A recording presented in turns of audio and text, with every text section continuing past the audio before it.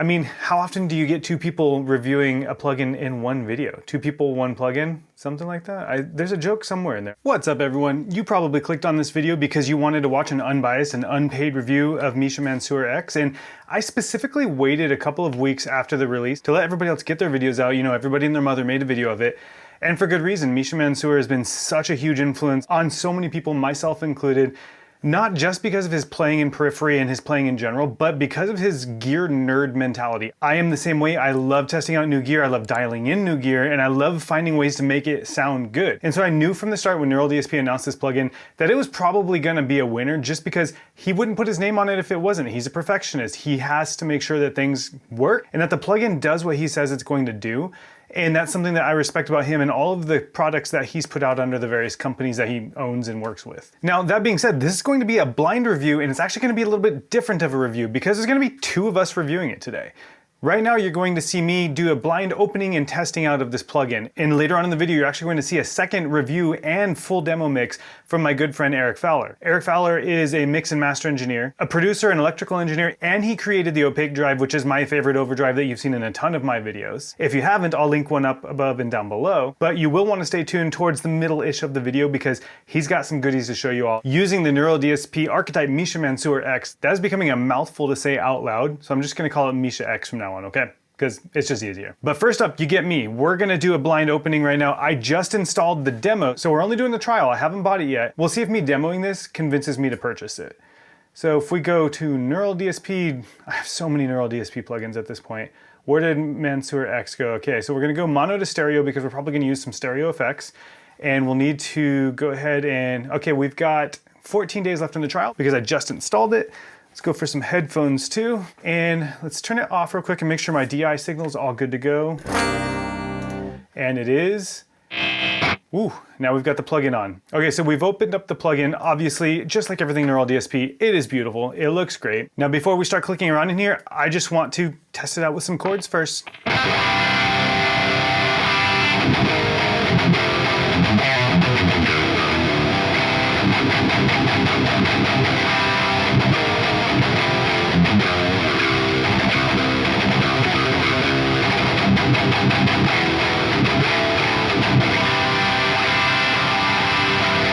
Okay, that's pretty brutal already. That sounds savage, honestly. I don't know what amp that is. I don't know what amps that Misha has modeled these after, but that sounds ridiculous. Now, I would like to preface saying that I'm using this guitar on purpose. This is my GOC guitars, Illumina Plus, with Aurora Tone Earth Crusher rail style pickups. I'm using this because this is my daily driver. I know how these pickups respond, I know how this guitar feels, and I feel that that is the right way to demo a plugin is with the gear that I know how to use and that I know where the sound is going to take me so that I know what to expect an amp to react like. And that's why we're using this today. Okay, so we are on the middle amp and cab. So if we go ahead and switch to this one, which I assume based on Neural DSP's normal layout is going to be a clean amp.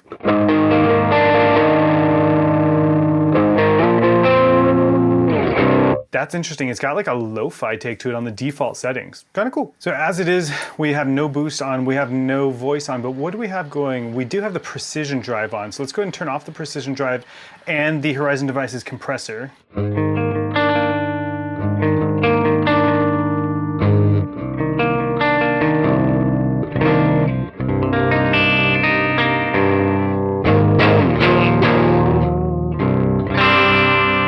Let's go ahead and turn the compressor back on.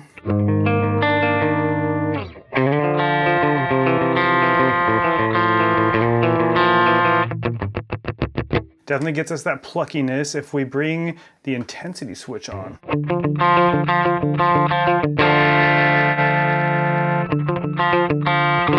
don't hear a ton going on there, probably just the way I'm playing though. It seems to give us some more mid-range actually. I don't hear a lot going on with that, so I don't know if that's maybe just the settings that I have it on. It sounds better without the intensity on though.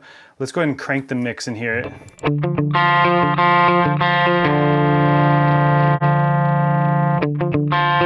Okay, I hear it there. It's adding mids to it to my ears. I could be completely off base there, so don't quote me on that one. Let's crank the detail and see what we got.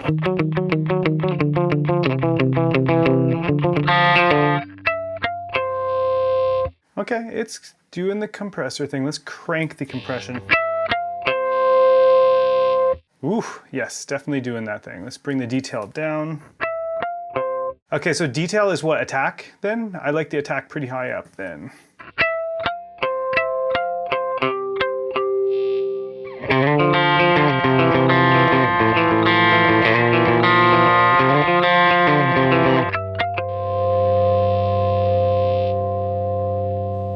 Interesting what it's doing there. So it's catching the low end bloom there and it's kind of bringing it up. I don't have a compressor that's done that. That's cool. I like it, may not be for everybody though. Let's go ahead and hear some tape echo. Okay, that's a good delay, I like it.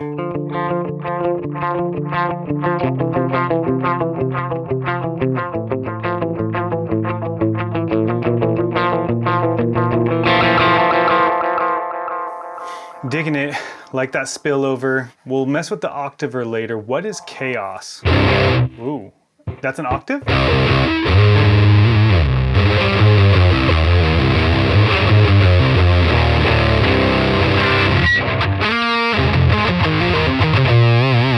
It sounds like an octave fuzz. That's cool.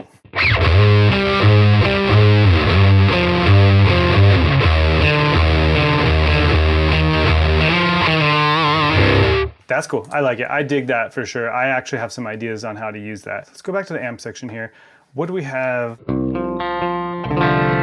Okay, so that's with everything off. So we have all the pedals off right now. We have just the amp section here now. So let's bring the gain down.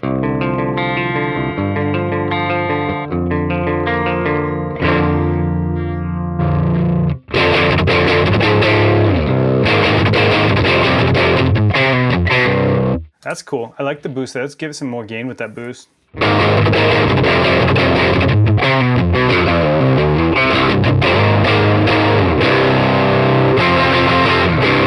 Cool. I like that. Let's see what the different voice sounds like. More mids there.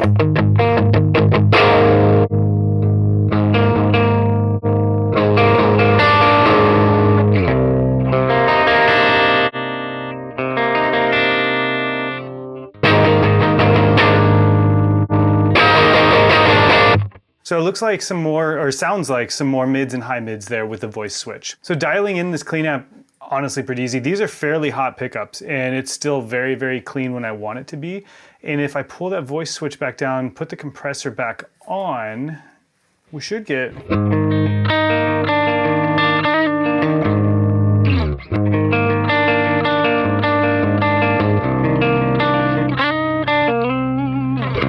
Very clean, and the compressor is doing what I needed to do. So let's go ahead and check out the time effects here, because since we're on a clean channel anyways, let's see what their delay and reverb sounds like. So here's the delay. Ooh, that is a hell of a ping pong. That sounds sick.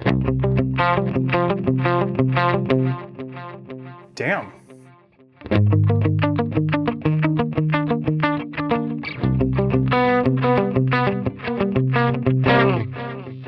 Wow.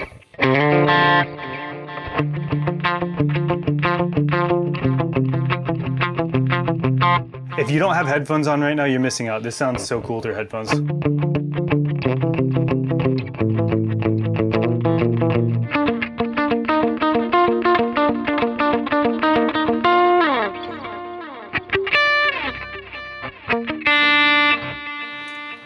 I dig it.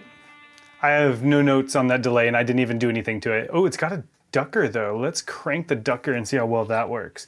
That's something I love about normal delay plugins, is that they have a ducker built in, especially for like vocals, for instance. So you don't have the delay happening while you're singing. You just have the tails of the delay happening after your last word ends. So, and you hear it kind of bloom after I let go of those notes. Hear how it's not starting, but if I stop, there it is. That's pretty cool. So I have it very aggressively. I've 100%ed that. So let's go ahead and bring it down to halfway. Dude, they should just make that delay pedal its own plugin. That alone I would pay money for. That sounds sick. And for those that don't know why you would want that ducker, when you're playing something with delay, that delay can really, really build up. And if you have really like bassy, heavy notes that you're playing it with, all that stuff can just build up and make everything else inaudible. So when you have it ducking, it brings down the delay effect itself while it still hears you playing those notes. When you stop playing the notes, it lets all of that come back through. And so that's why a ducker is useful. It's super useful in a mix, and it helps to not get everything else that you're playing just lost. So you can kind of think of it like a mix knob, but it's just squashing down in the mix instead of just removing it from the mix. So it's really cool. All right, let's turn that off and just hear the reverb on its own now.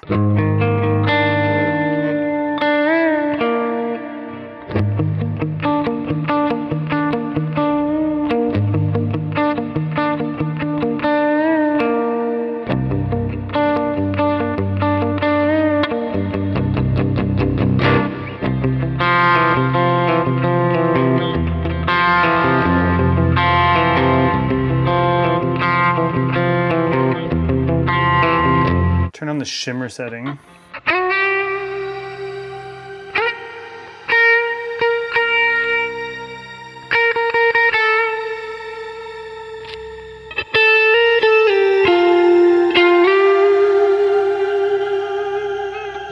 Okay, so can I get a lower amount of the shimmer?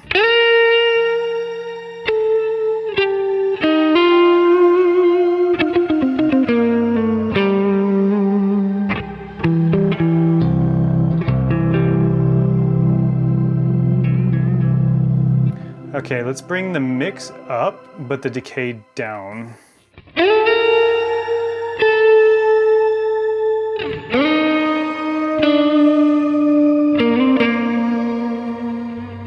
Okay, then decay back up and mix down.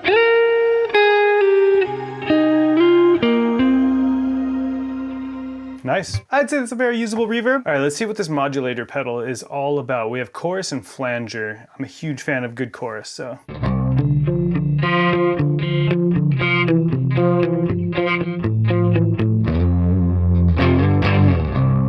That sounds crazy. I don't even know what's going on there. Let's change it to the flanger.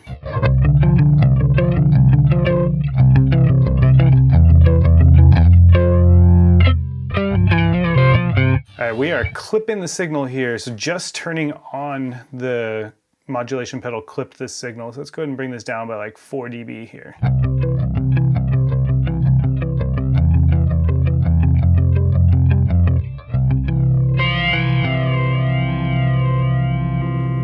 Okay, what does the auto button do?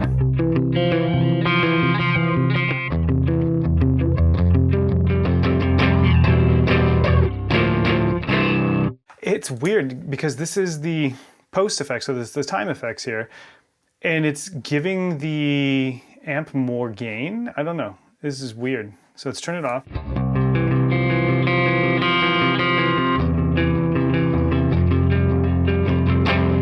And then when I turn it on, take it off of auto, it's almost like it's driving the clean amp a little bit harder.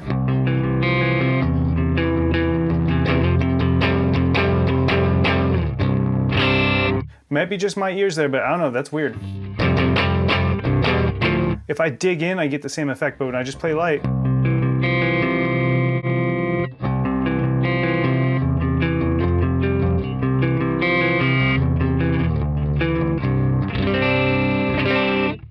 yeah, weird. Definitely digging that pedal though. I can see some use for that, especially in the style of music I've been writing lately, which has been more grunge and pop punk and just alt rock. So I definitely am gonna have to come back to that one. All right, enough of the clean stuff. We need to go for some distorted stuff. We're gonna turn off the compressor. We're gonna go to the middle amp here. We have the precision drive turned off as well. Gotta get off the neck pickup. I guess we can put the volume back up too, and let's crank up the gate.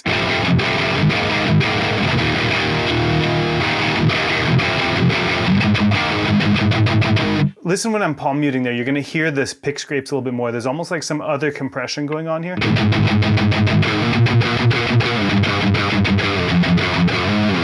And I'm not saying it's a bad thing, I like it. That's the kind of attack that I like.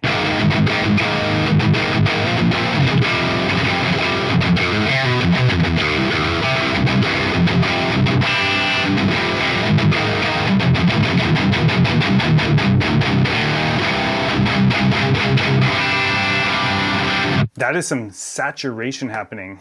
And we've only got the gain at halfway. I've left everything else alone here. So let's go to voice 2 and hear what that sounds like. So we're scooped now. Sounding like a rectifier of some sort now to me.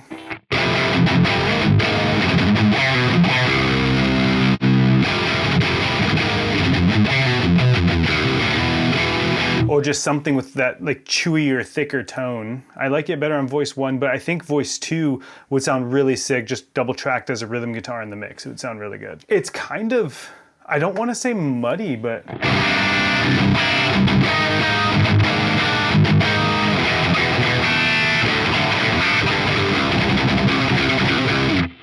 and I would assume that we fix that with the precision drive. So let's see.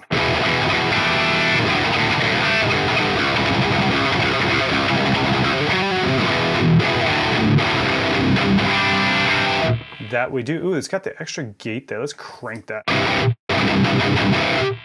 Okay, so let's bring up the attack to a different setting. Let's go all the way and just hear how obnoxious it can get. I really want the real precision drive, honestly. They're great pedals.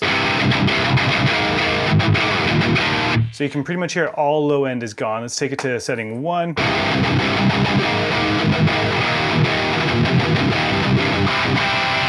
So it's still bright, but it's not too bright. I think right here might be the sweet spot.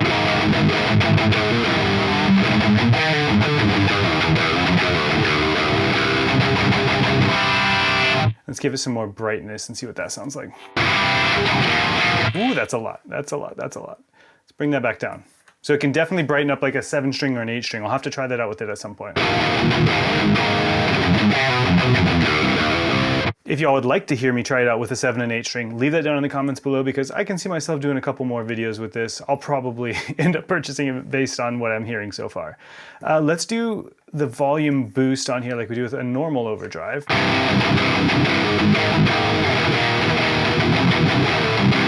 So it sounded better where they had it stock, honestly.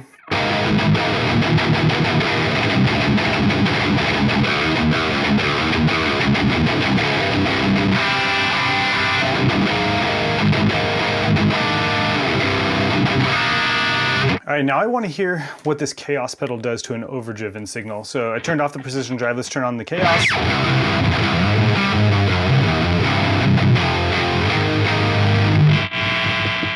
Ooh, and it definitely needs more of a gate with that on. Now let's turn on the precision drive too.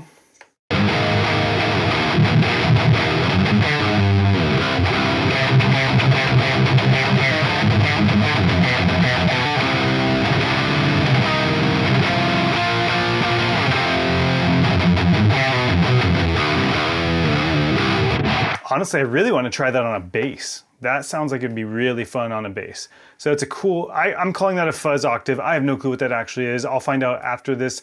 I purposefully did not go read anything on the Neural DSP website just because I wanted to be surprised and delighted by this plugin. So far, so good. All right, we need to go over to the, what would usually be a lead amp in Neural DSP's world here.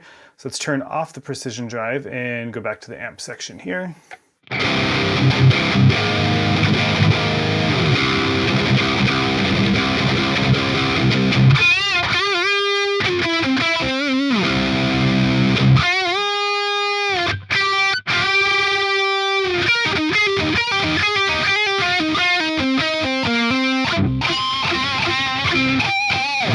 I cannot find pinch harmonics for the life of me sometimes. Always fun to do that when you're filming a video. I don't care. I'll leave the scripts in here anyways. That's thick, dude. That is double C, triple C thick. Let's hear what the precision drive does to that.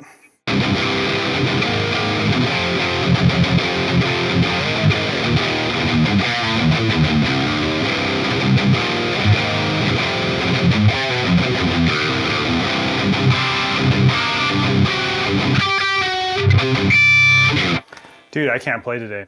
Always fun. Okay, let's try a different attack setting and see if that cleans up more of that muddiness on this amp. It's hard to say. It's not muddy. That's just the only word I can think of right now.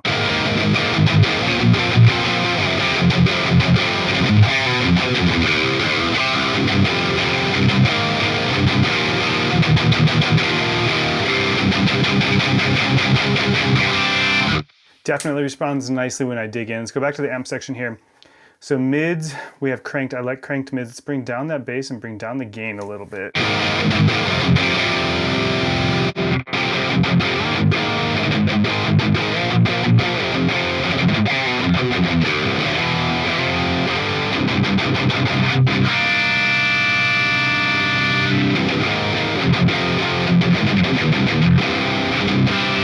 I don't know if I'm vibing with this third amp, honestly, in any of the settings. Let's turn off the pedal section.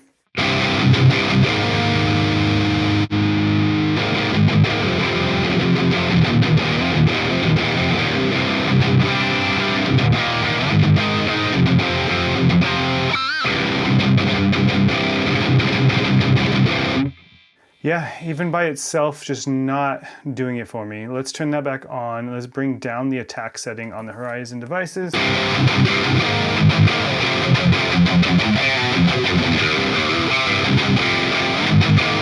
Definitely a little bit more usable on that setting on the precision drive. Let's add some drive here and see what the drive sounds like.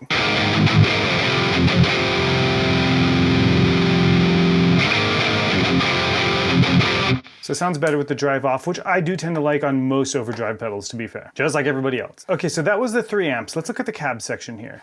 So on the cab section, what mics do we have? We have the good ones. Okay, we have the 57, and then we have the Royer 121. That's my favorite mic to use on cabs lately. I wish I had a real one, I can't afford one. On this cab here, you have the same mics that are available. This cab looks pretty sick, honestly. The graphics are pretty cool, I like it, I'm digging it. So the cab section is what you'd expect from Neural DSP.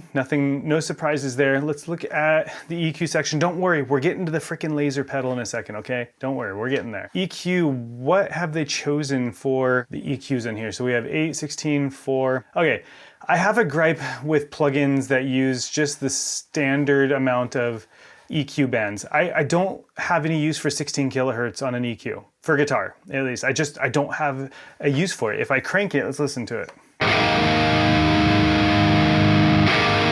Nothing, right? If I bring it down,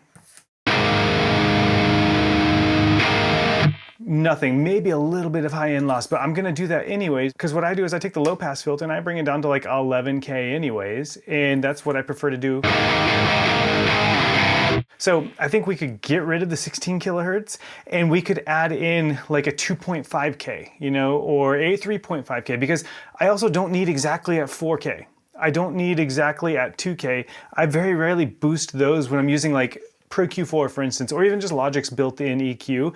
I tend to go in between there because of the stuff that I use. And you know, depending on the cabinet that you pick, you might need to use different ones. That's why I think they nailed it on Nolly X, where you have Nolly's mod on the EQ section that they have in that plugin, because you have some different frequencies to choose from. And I think that's actually a super important thing. I think, honestly, we should be able to choose what frequencies we want to use down here.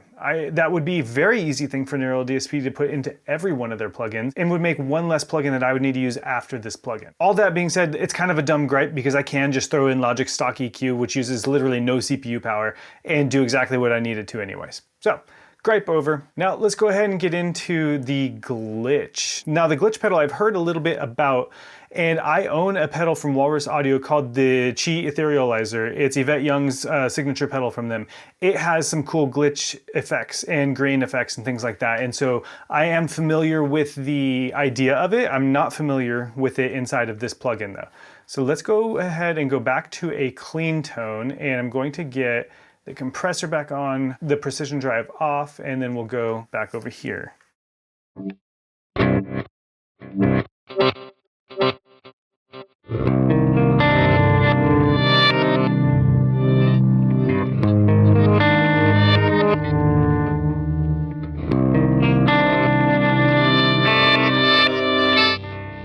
Just like a good delay pedal, this will really let you know when you mess up.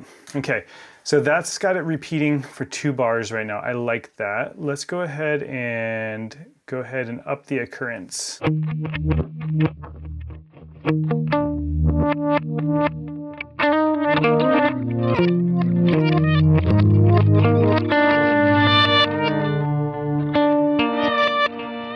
right, let's pull the occurrence down to 1/4.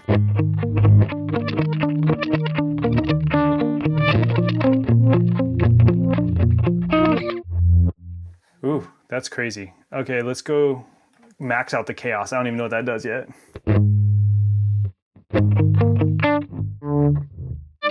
Whoa. Let's give us some more.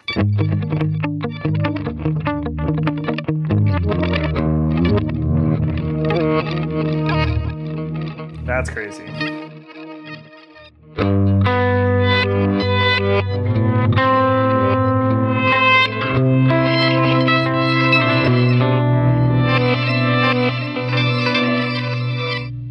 All right, let's turn the chaos off and see what we get.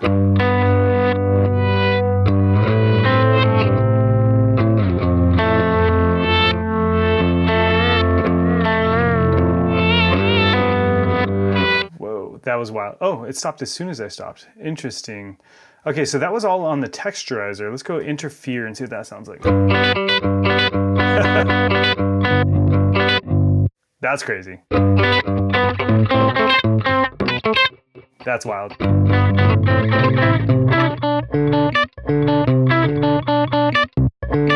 My brain is not comprehending what's happening there. Let's go to the pitched delays.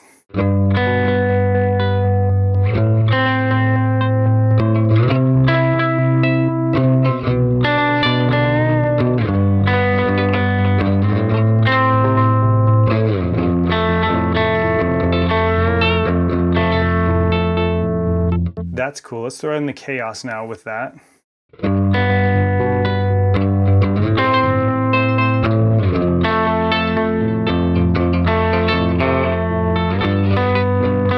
Interesting. Okay, what does sequence do? That's wild. So that's like, we've got reverse delay happening in there. We've got some of the stuff I remember from the Chi Etherealizer. I'm sure that came from some other pedal too, so I'm not saying Walrus Audio created that or anything.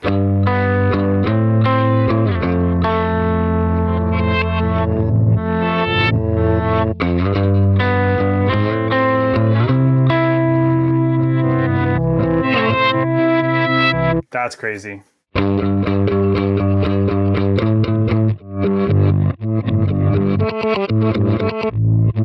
That's crazy. So it is ducking that effect while I'm playing, which is nice with that sequence version of it, because that stuff would be overpowering and you wouldn't hear anything if it wasn't doing that.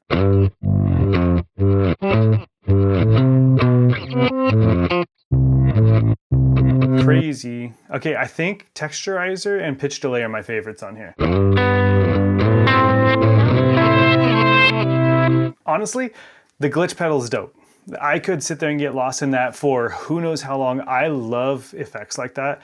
That's pretty sick. Okay, let's go ahead and switch back to the distorted channel because we're gonna try this laser pedal, dude. I don't know how to use it. We're gonna figure it out though. Let's see what we got. Oh, is it on auto?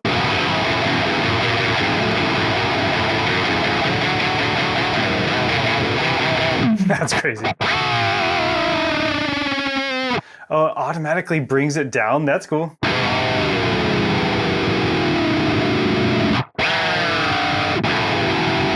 That's wild. A dissonant wham. Let's do an inverted fifth chord.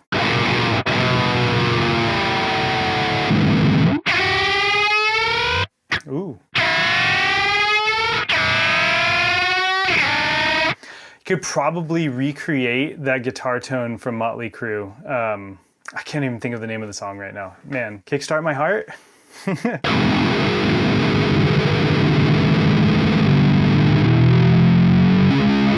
That's crazy. Okay, what's the...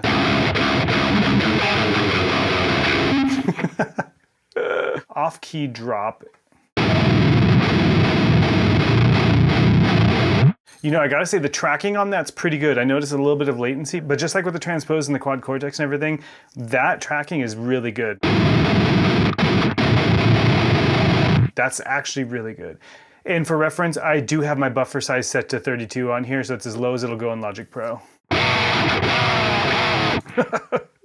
This is stupid. All right, we have some Limp Bizkit happening with that. Okay, here's the thing. The laser pedal's not for me. It's something I could sit there and mess with all day long. I don't know what I would write with it though. Let me know down in the comments what you would write with it. I saw what Misha wrote with it in his video. I've seen what some of my homies have written in their videos for it, but I don't know what I would use that pedal for. So that's the only thing in this plugin that I could do without. But I don't want to do without it because it's just fun. If I want to sit there and, you know, blast it through the speakers and annoy my wife, that is the pedal for that. That's the wife annoying laser pedal. That is the one to use for it. It makes me wish I had an actual expression pedal to hook up to the computer through MIDI to try that out. Man, this is pretty cool. But the real question for any plugin out there is not how it all sounds like this, right? Yes, we all love to hear the soloed guitar tones. How does it sound in a mix though? Well, we're gonna find out because as I said earlier, I'm gonna hand this over now to my good friend Aric Fowler. And one important note here is that I did not watch Aric's videos before filming my own. He has sent me his videos that I'm going to then, you know, cut into this video when I'm editing, but I formed my opinions of this plugin all on my own here, and I'm excited to see if he disagrees or agrees with anything that I said here. And he's gonna show you a full demo mix using Misha Mansoor X and give you a breakdown of what he did to get that mix. So let's go ahead and hand it over to Aric. Hello everyone, my name is Aric Fowler. I am an audio and electrical engineer here in Dallas, and today we're going to be having some fun with Archetype Misha Mansoor. When this plugin dropped, I was really excited because I grew up in a time that Periphery was becoming kind of notorious for having really good tone and really powerful sounding mixes. And Misha Mansoor was like this connoisseur of it all. He had his hand in all of this gear and had all these crazy like boutique or exotic instruments and amplifiers on the forums. If you remember, you remember. Anyways, I was excited for this plugin because his sound is really special and his ear is really interesting. And when I make my own songs as an artist, a lot of the gear choices that I use are inspired by him or informed by him directly. So we're going to take a look at one of my songs. The song is called Nui. We're going to look at the instrumental version. And today what we're going to do is we're going to go through all of the guitar tracks and replace the performances with all the post-processing on those performances from the DI upwards with only Archetype Misha Mansoor and see how close we can get to a finished studio tone. So we have this excerpt here. It is the second verse and the pre-chorus, and we're going to take a look and listen at the original instrumental mix. Here we go.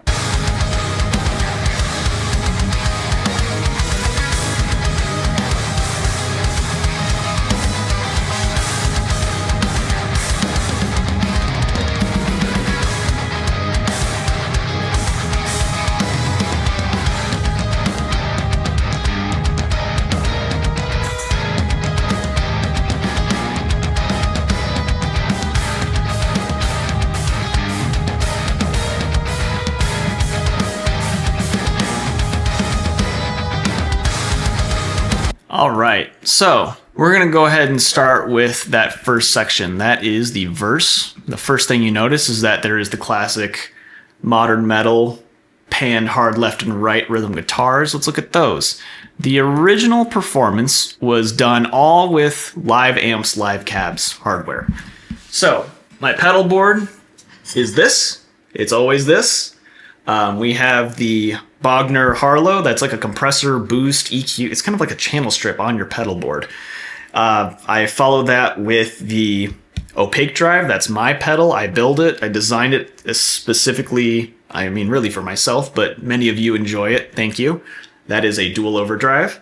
We have the Zool noise gate. We have the Keeley Halo and Keeley Echoes. These are both delay pedals. This is used pretty much with all guitars, more or less at these settings. So I'll call out when I use a specific piece. For this rhythm guitar tone, it definitely was only opaque drive, the silver side, which is kind of like the metal boost side if one of them has to handle the metal boost, in my opinion.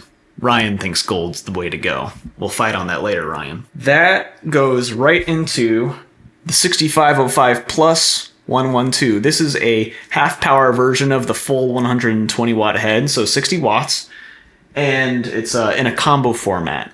Now what's cool about this amplifier is the lead channel comes factory modded.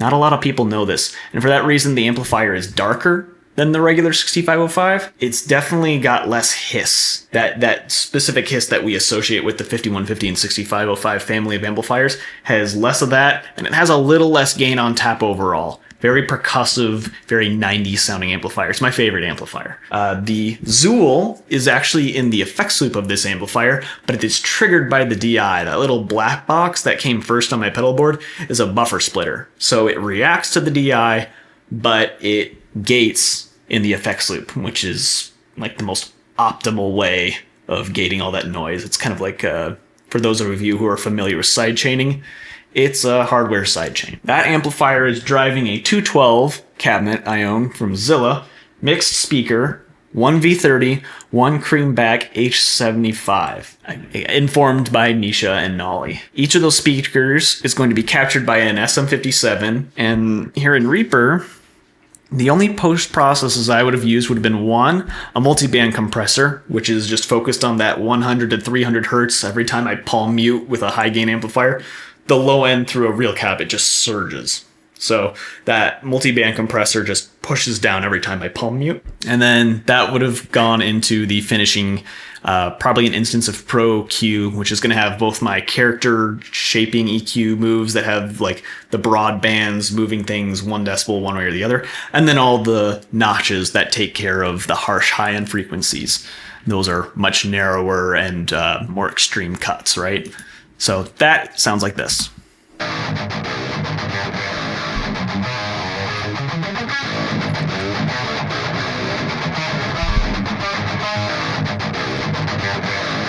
All right, we are going to replicate that with Misha Mansoor using the second amplifier with, and this is important, the voice switch up. When the voice switch is up, to me, this is very reminiscent of the 6505 family of amplifiers, or the PV Invective as well.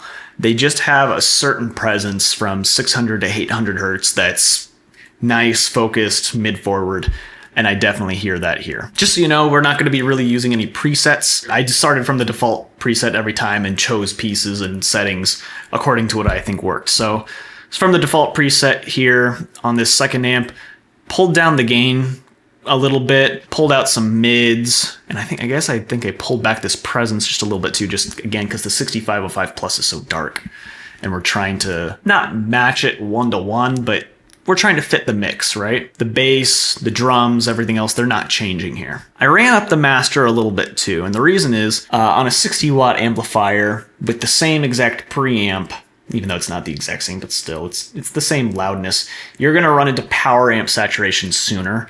And when I record, it's up enough where maybe I'm getting just a little bit of that. So I ran up the master volume here just a little bit to see if we can get some of that. This is like 2% of your tone, so this is nothing to sweat over. Pedal I chose to use, there's only one overdrive, so I gotta use it. The precision drive, I am not in love with this particular overdrive, but to get it close to where it works like the opaque drive all the way down, even then it's still distorting more than I would like. The attack knob is at this first setting here. It doesn't go any lower than this notch. So I had it the first notch up, second position, I guess. My bad. And then I don't think I touched the bright or the volume at all. The cabinet simulation, when I use the Zilla 212 for my rhythms, I'm definitely using those two speakers, a pretty much 50-50 blend. So this second cabinet I read was a 412 with V30s. That's going to be as close as I get, I think, to my own physical cab. I use a single SM57 with these settings, and that sounded pretty good to me. And then finally, the graphic EQ. Let's take a look at the filters first. So the high pass filter. This 90 hertz isn't me trying to cut away any extraneous low end. This is in emulation of the Zilla. My Zilla doesn't put out a whole lot of information below 90 hertz. There's not a crazy low sub presence out of that thing. So because the mix is set up in such a way that I'm anticipating that, I don't think I even used a high pass filter in the original mix for the rhythm guitars. This is just me making sure I don't have to worry about that. And then the low pass filter here, just by default on all distorted guitars, or even just guitars in general, I tend to put that somewhere between 10 to 11 kilohertz. you don't need any information past that point. It just kind of is, at really high volumes, people say it takes people's heads off. It's just not pleasant. So get rid of it, and really you're not missing anything. Other than that though, I didn't do a ton, it looks like, with this rhythm tone. It looks like I made small moves everywhere, cut out a little low mids, cut out actually a little high mids as well, boosted highs, boosted lows, and then the absolute center frequency I left alone. So all in all, it's going to sound like this.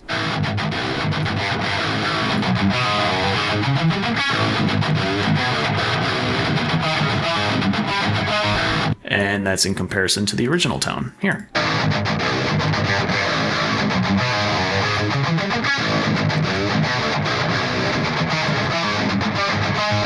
They're not one-to-one. They're not the same. However, I felt like with the Misha, I was able to get something I was still really happy with. The second guitar tone that we have here is probably my favorite guitar tone I've ever come up with on my own, which is not like a high gain tone. It's this breakup, ambient, cleanish guitar that's underneath the rhythm guitars. Take a listen.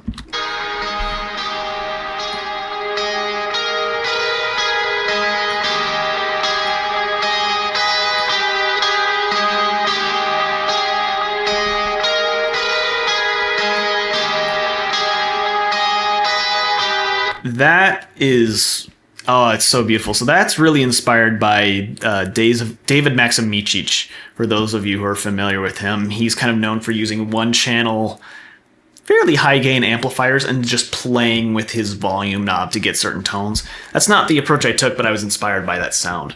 That is going to be a split coil guitar. A split coil setting on a Godin Progression Strat. Oh, by the way, the rhythm guitars were a Mayonnaise DeVille with a bridge humbucker, bare knuckle ceramic. Pretty standard for the gent sound. But this guitar, the Godin, is like the best SSS, Triple S Stratocaster type guitar I've ever encountered. It's a little meatier, it's physically much heavier, and it's louder than a Strat is. So this is probably position 2 on this Triple S guitar, going into maybe my Harlow compressor. That's not the sauce though. The sauce is this Friedman Wildwood 20, which actually I believe David Maximicic is also known for using. This is, for those of you who are not familiar, it is a Friedman BE Deluxe preamp, essentially plugged into like a Vox AC15 power section. Like, it's a low wattage amp, but it's got all this overdrive and character in it. It's very mid forward. The low end resonance is fairly high voiced in the frequency spectrum. It honestly kind of pushes into the low mids a little bit. And it is just so versatile and so beautiful sounding. This would have been the BE channel, and I would have used the Fat mod on it. I used the Gain Cut mod, which bypasses a tube stage and the cascading tube preamp. And then I believe I'm using the Voice mod as well, which alters the high end a little bit. That's going into the Zilla again. And I believe in the effects loop, I was using probably the Halo, just for that delay ambiance. Although I believe I also use a little bit of a post delay here in the DAW as well. A little bit of reverb. There's a reverb send out to this instance of Valhalla Vintage Verb. Dirty Hall setting. It's just so good. That's my favorite reverb developer. Sean Costello's his name. He's just so knowledgeable, and everything he makes is golden. So that creates that sound.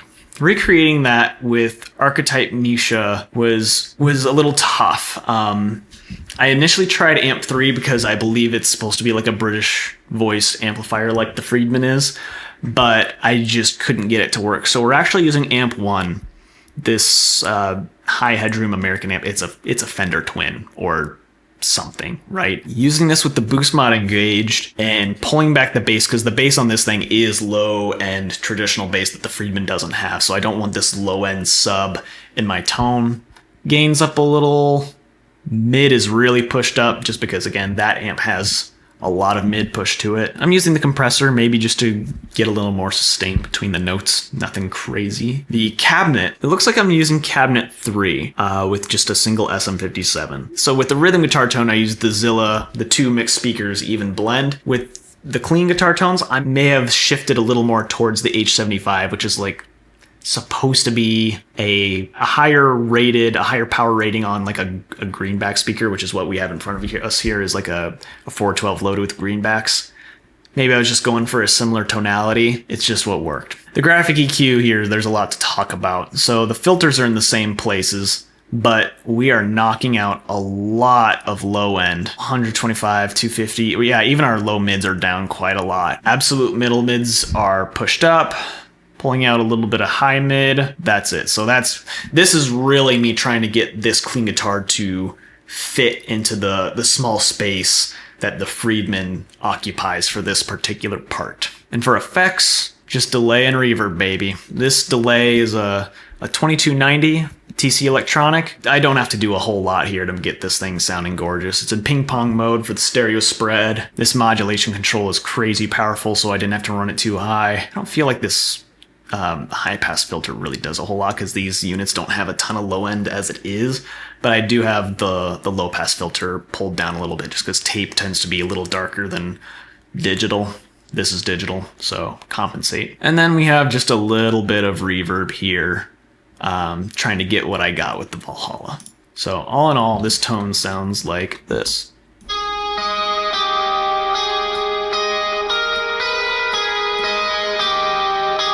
Against the original.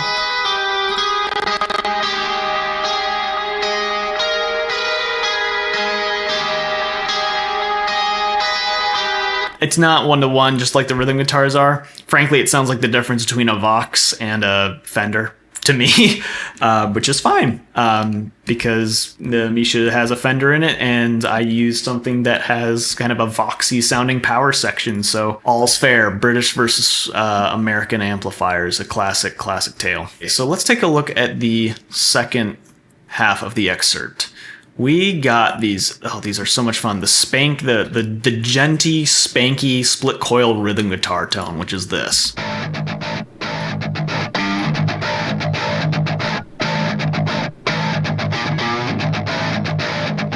That's it's almost like a trope of the gent genre, isn't it? I love that sound. It's gonna be the Mayonnaise DeVille again, but instead of being like a humbucker, the DeVelles, when they coil split, at least from the factory, this is how mine are, you get the coils from each humbucker that are closest to the neck. So you don't get both the inner coils like a Strat, and you don't get both the outer coils like a Telecaster. You get something that's kind of in between. That's what's here. This would have been going into silver side of the opaque drive, into the Friedman again. So if you try to do this kind of tone with a PV amplifier, what I found is that it's not very crisp. It gets weird and pillowy. The low end isn't tight, and the high end is just kind of like pokey in certain areas. The Friedman irons it all out. So really what I just did is I took my modern metal rhythm guitar tone built around a 6505 and just subbed in my Friedman in its place and switched the pickups on the guitar. On the Friedman, we're not using the fat mod like we were for the breakup clean tone from earlier, and we're not using the gain cut mode. So this is a little more high gain from that particular amp, and then the even balance of the speakers from the Zilla, so to give us this sound. Absolutely love that.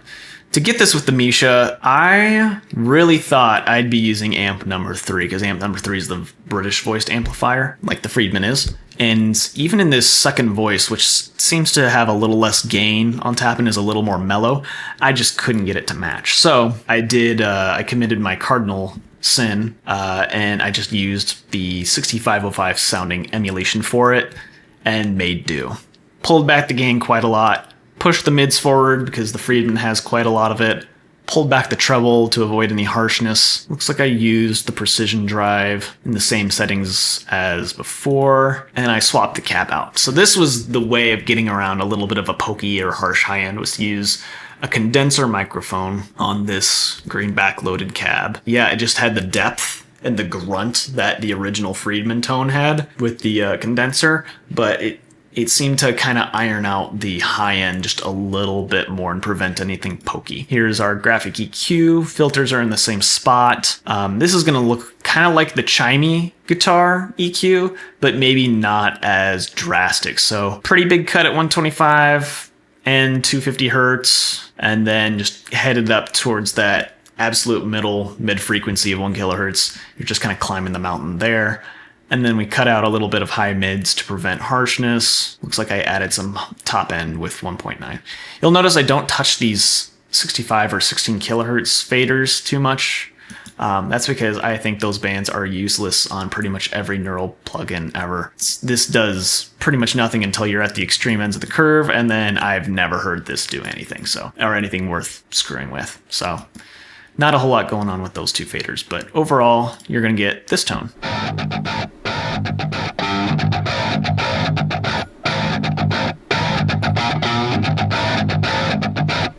Against the original.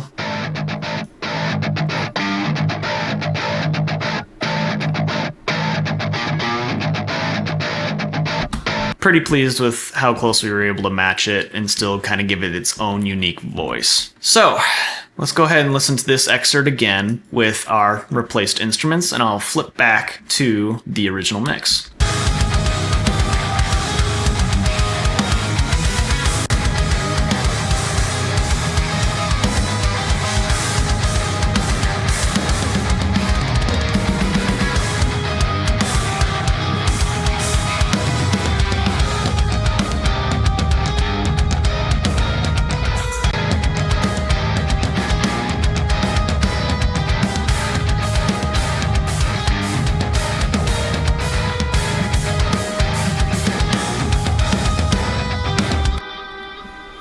Not bad. The last thing we'll do is look at a third excerpt, because there is a lead guitar at play. Lead guitars for the original song would have been recorded with the PV Invective, which is Misha's amplifier.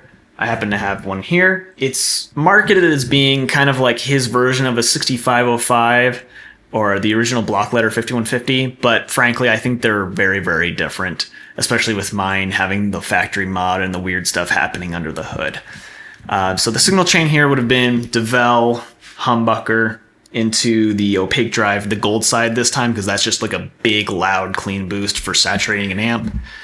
The lead channel on the Invective already lacks a lot of like flubby bass. There's kind of a dip there. It's very tight naturally. And then that would have gone into Zilla again. I definitely would have emphasized the creamback speaker over the V30 here, just because the creamback just has a little bit more brightness and it cuts through the mix just that much more. And then there would have been some post EQ.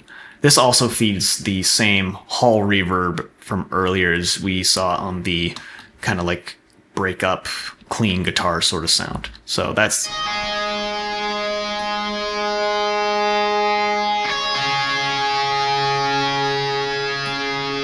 just long sustained notes.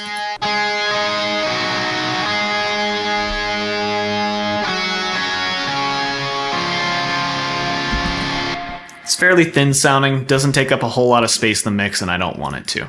So doing this with Misha, I finally get to use amp 3. I have it in the lower voice. It just seemed a little less harsh, a little less pokey, a little less gainy as well. Precision drive here. Looks like I'm using a little bit of more drive at the pedal, and I have the brightness pulled back. I'm really pushing the mids forward on this particular amp. The cabinet was the most interesting. So to get the same vibe as the H75, I used Cab 3 with its greenbacks.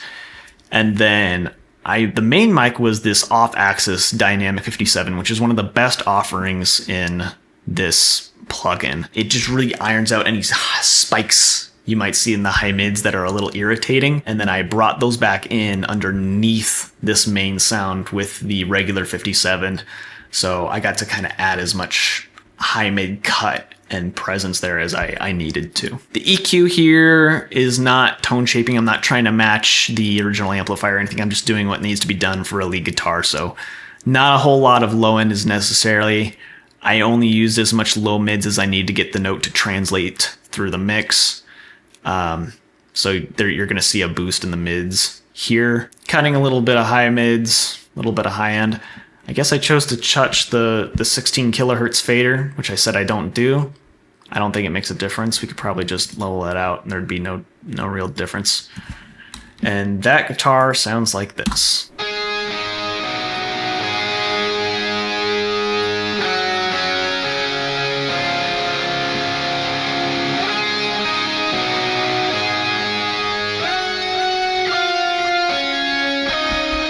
Against the original.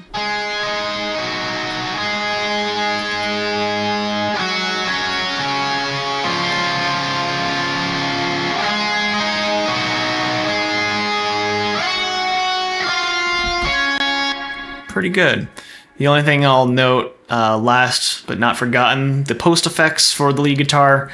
Again, just using the stereo delay, this time in stereo mode because there are two separate performances in each ear playing separate notes. And then the reverb here just for that extra bit of space that Valhalla Vintage Verb was giving the original performance. So all together, the breakdown section here will sound like this.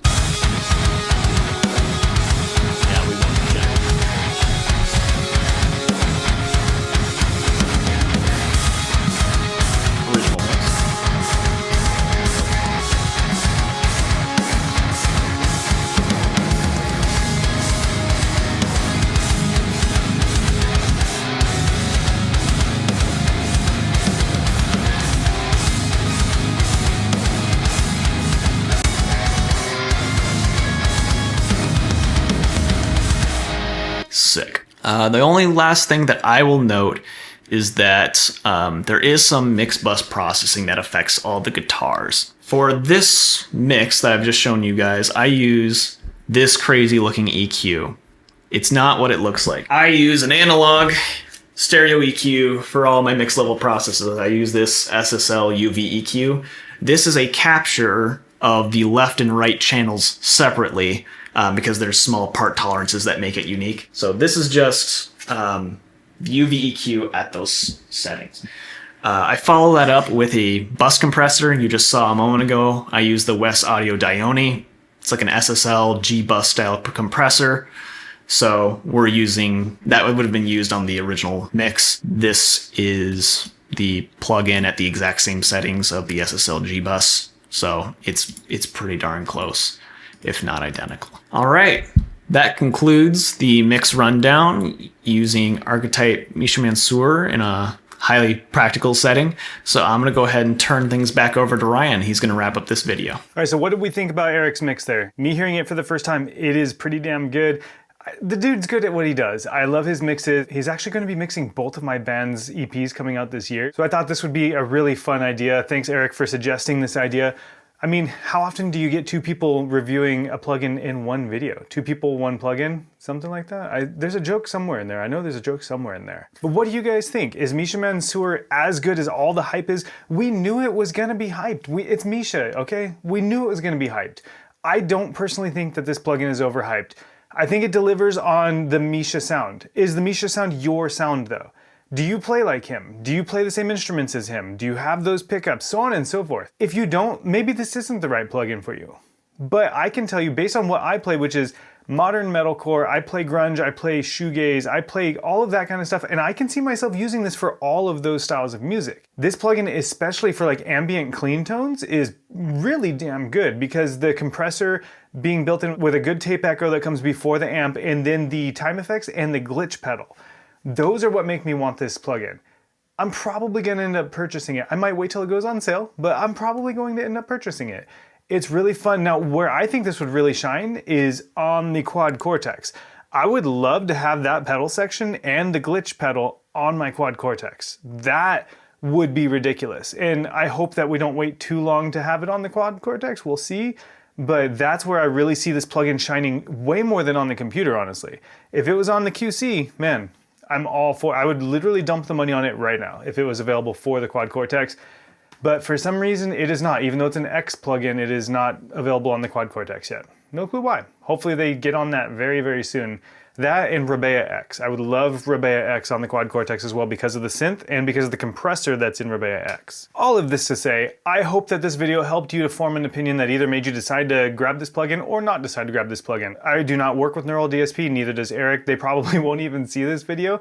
I have no affiliation with them whatsoever, so this was truly a blind review on my part, and then Aric did get to use this in a mix and really put it to work, whereas I was just showing you each of the individual pieces and how they sound in the context of what I like to use a plugin for, you know? If this kind of video was helpful, please let me know down in the comments below, because we're probably gonna make more like this anyways. There's a lot of trials of plugins out there, but I do like the non-restraint or the unrestraint of being able to review a plugin with no skin in the game. I'm not being paid for this. I don't care if it gets the attention of Neural DSP, to be honest with you. I just want you all to get my honest opinion on the plugin. So the things that I love about this plugin are the middle amp, the white amp, whatever that chewy gain distortion is, just ridiculous. I like the way that sounds. It's a very pleasing amp to play through. It also feels good when you're playing through it. I know that's weird to say about a plugin, but it's true. Then I like the clarity compressor and I love the glitch pedal. Those three things make me want to buy this plugin. Everything else aside, glitch pedal, the white middle amp, and then the clarity compressor. Those all sounded good enough to me to get me to purchase this. And again, I'm not going to. I'm gonna wait till it's on sale. Your boy is broke and needs to make sure that he saves his money. So again, I hope that this tag team review helped you to decide something or at least entertained you. And again, let me know down in the comments below what you think about this format and about this plugin. Did I miss the mark here? Did Aric miss the mark on something? What did we miss? Because we can just make another video if we're being honest here. And please make sure to check out Aric Fowler. I've linked him down in the description below. He's a good dude, and he makes a ridiculous overdrive pedal that you all should check out, but he's also a fantastic mix engineer. So make sure to check him out. Thanks again, Aric, for this idea. This was a fun project, and I can't wait to do another one. But until next time, peace and love, and I'll talk to you all in the next one. Bye now.